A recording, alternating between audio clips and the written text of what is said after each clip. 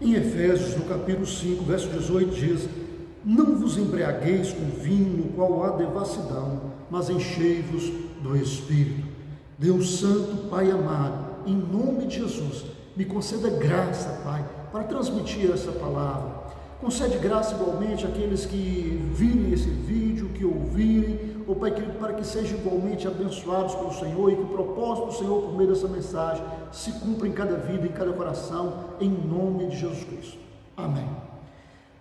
Bom, meus irmãos, eu não estou aqui para dizer para você se você pode beber, se você deve beber. Eu entendo que isso é uma situação particular, privada, e cabe você decidir entre você mesmo, se você pertence a uma igreja, na sua comunidade, com o seu pastor, com a sua liderança, se isso é correto ou não.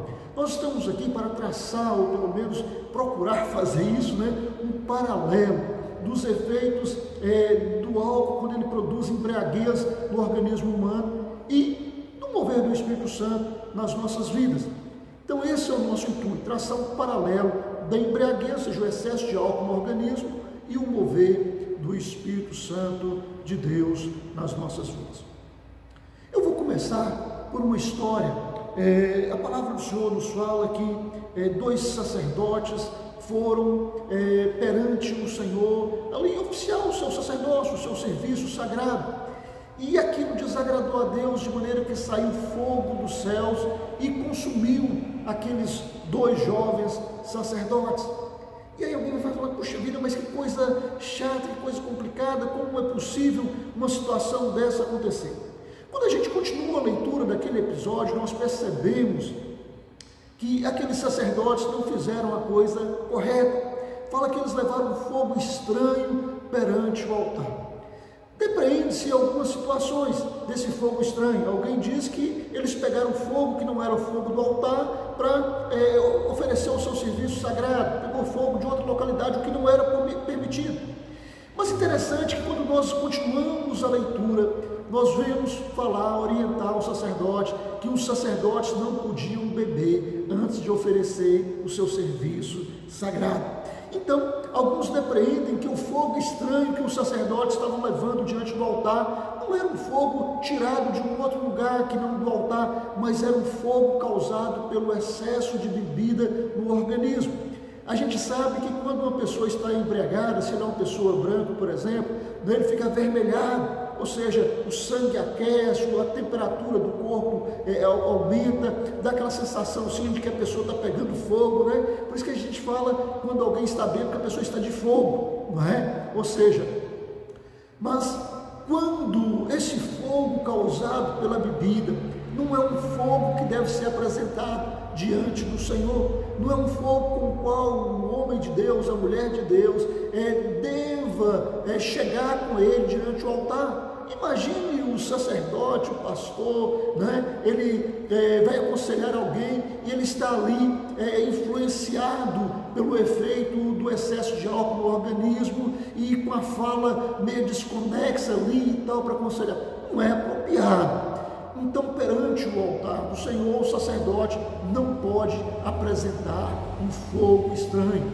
Mas, no entanto, se ele estiver cheio do Espírito Santo de Deus, Deus vai usar ele com graça, Deus vai usar ele com poder. A fala dele não será uma fala desconexa, mas vai ser um falar claro, um falar que abençoa, uma palavra temperada com sal, que ajuda a construir e não destruir coisa alguma. Totalmente contrário do fogo estranho, do fogo causado pelo excesso de álcool no organismo, que leva às vezes a pessoa a falar coisas indevidas. Às vezes uma pessoa super comedido, que escolhe muito bem as palavras, mas que quando ele está sob o efeito do álcool, ele começa a falar de maneira indevida. Não tem lugar para isso no altar do Senhor, não tem lugar para isso durante o serviço sagrado. O sacerdote precisa estar de maneira totalmente desprovido de recursos exteriores para influenciar os outros, mas cheios do Espírito Santo de Deus, guiados pelo mover, pela graça, pela bondade de Deus, para abençoar a igreja do Senhor. Então eu falei aqui do fogo, né? Aquele sentimento de aquecimento e tal, aquela sensação de aquecimento que produz, mas eu falei também da fala desconexa. É muito comum, sobre o efeito do álcool, a pessoa já não tem uma fala muito clara, não é? É a pessoa falar meio embolado, meio, né? Aquele falar estranho, porque o excesso de álcool no organismo, ele afeta os sentidos, afeta a fala. A pessoa começa a falar de maneira desconexa, começa a falar coisas que em condições normais ele não falaria. Como eu disse, às vezes é uma pessoa comedida, uma pessoa que escolhe as palavras, mas uma vez sob a influência do álcool, ele fala de qualquer maneira, ele fala, como diz aí, pelos cotovelos, não é? Fala o que não é devido, o que não é apropriado para a hora e para o lugar, e acaba sendo inconveniente. Mas quando a pessoa ele está cheio do Espírito Santo de Deus, a palavra que ele traz não é desconexa, é uma palavra que abençoa, é uma palavra com clareza, é uma palavra iluminada por Deus e guiada por Deus para abençoar a todos que estiverem perto, a todos que estiverem naquele lugar, né? Outra coisa também, outro dos sentidos que o excesso de álcool no organismo às vezes afeta, a questão da audição, né? Eu não sei se você já teve a oportunidade de presenciar um bêbado e alguém está conversando uma coisa totalmente diferente, com desrespeito à pessoa, e a pessoa cismar que alguém está falando dele. Ou seja, o sentido começa a ficar embotado, começa a ficar de alguma forma prejudicado. E a pessoa então começa a achar, porque alguém está rindo dele, porque está falando alguma coisa, porque está falando dele. Então, ou seja, começa a ter alteração nisso.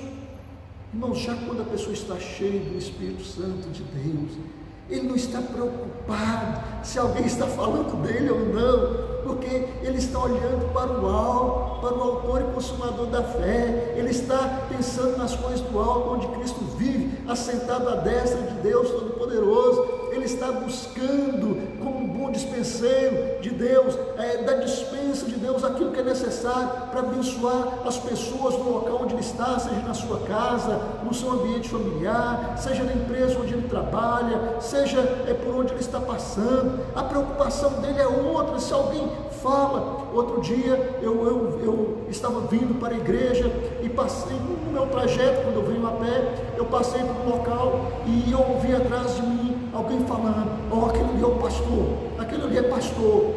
Então, ou seja, você está buscando a Deus, você não está preocupado com o que as pessoas estão falando de você, né? Nesse caso era uma coisa boa, mas às vezes pode ser uma coisa ruim também. Não porque é devido o que a pessoa está falando de você, às vezes é até injusto, até incorreto, mas quando você está tão cheio da graça de Deus, aquilo não te incomoda, aquilo não te leva a uma briga, não te leva ali a uma discussão, você sai abençoando. E ainda que alguém está levantando uma injúria contra você, você está abençoando e não amaldiçoando.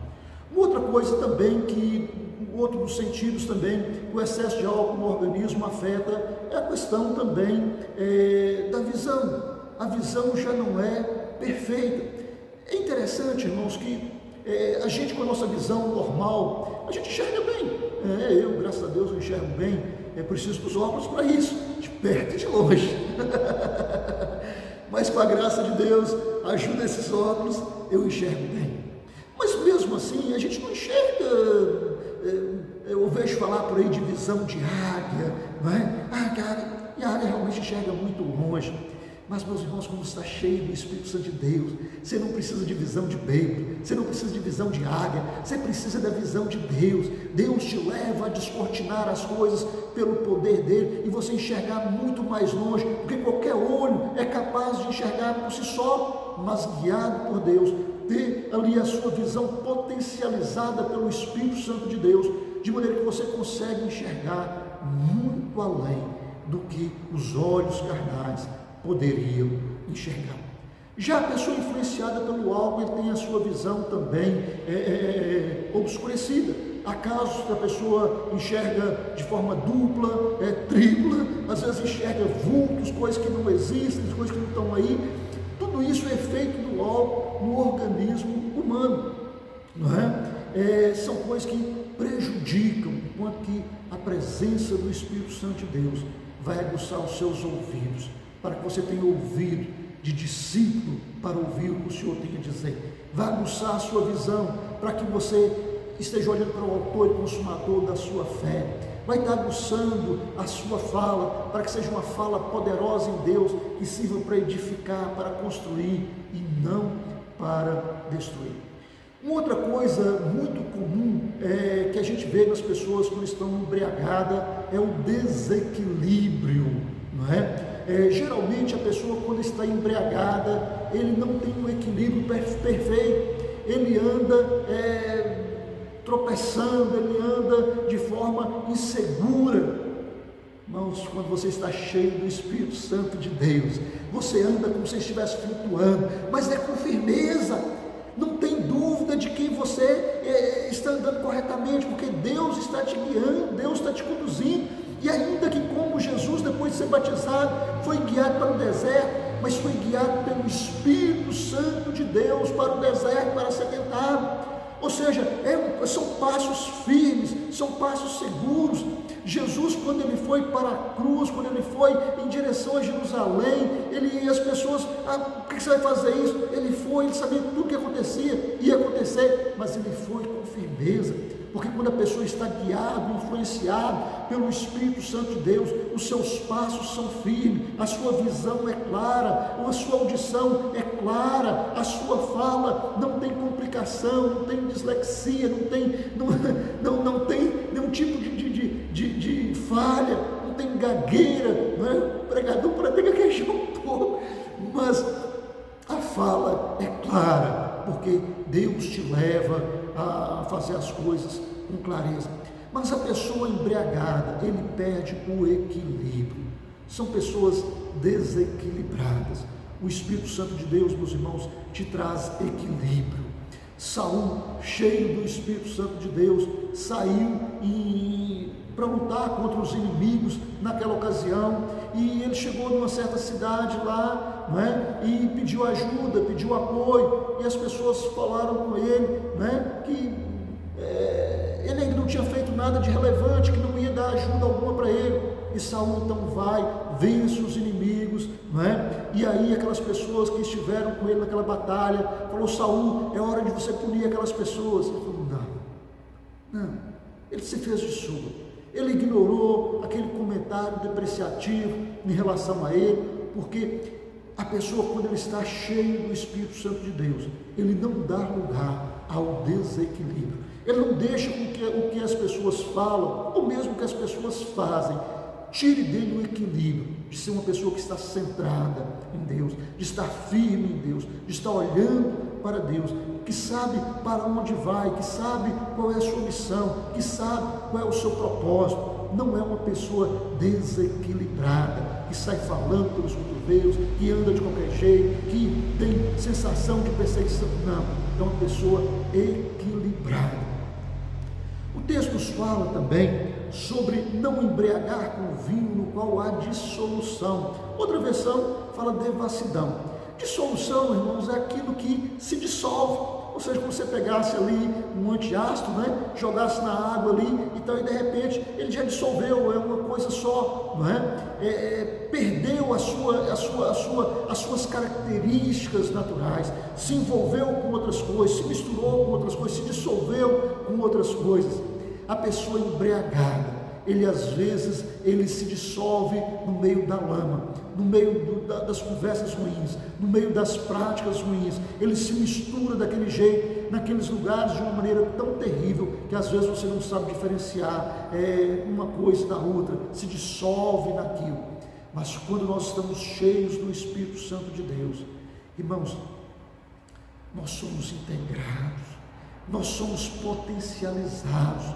Em vez de dissolvermos, nós somos firmados, construídos em Deus, para a boa obra, para proclamarmos aquilo que é o propósito de Deus para as nossas vidas, para o coração de muitas pessoas que estão carentes de ouvir uma palavra da parte de Deus. Quantas pessoas sofrendo, quantas pessoas cansadas, quantas pessoas amarguradas, quantas pessoas deprimidas, quantas pessoas sofrendo e sofrendo muito, e às vezes não tem alguém por perto, cheio do Espírito Santo de Deus, uma palavra que cura, uma palavra que fortalece, uma palavra que edifica, uma palavra que anima, uma palavra que traz esperança.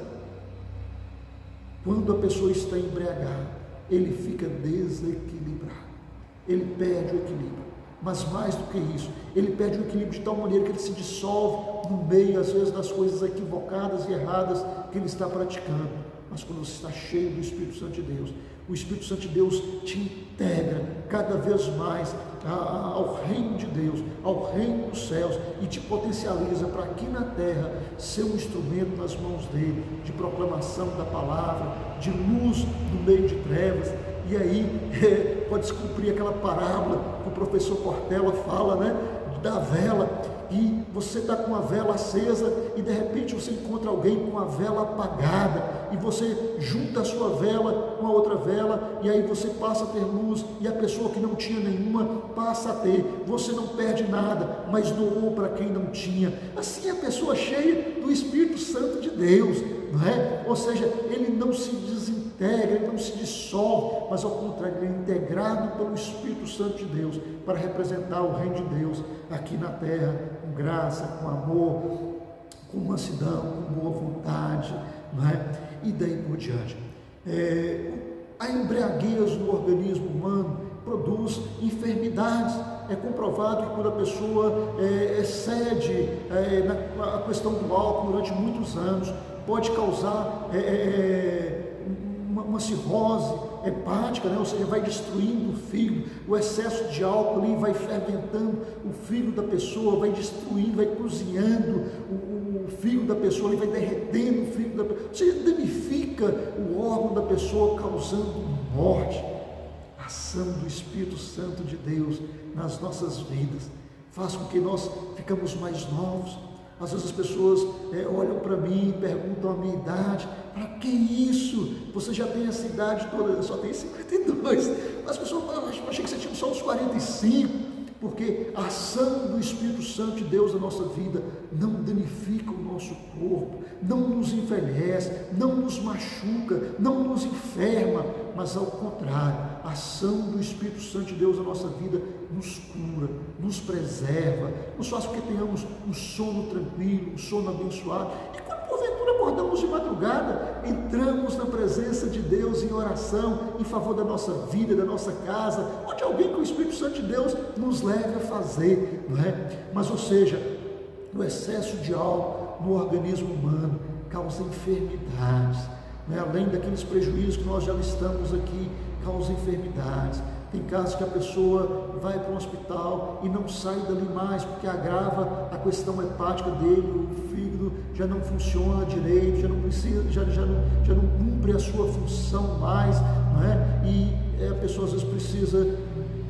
de um fígado. Eu nem sei se tem transplante de fígado, mas tem casos que a pessoa vai ao óbito porque ele destruiu o seu fígado, não é? A ação do Espírito Santo de Deus na nossa vida não nos destrói.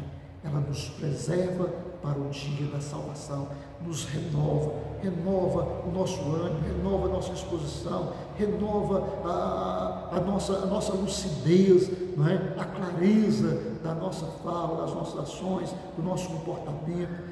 Eu poderia listar muitas outras coisas aqui, mas para finalizar, quero falar sobre algo muito importante. O texto fala, não embriagueis com vinho, mas enchei-vos do Espírito.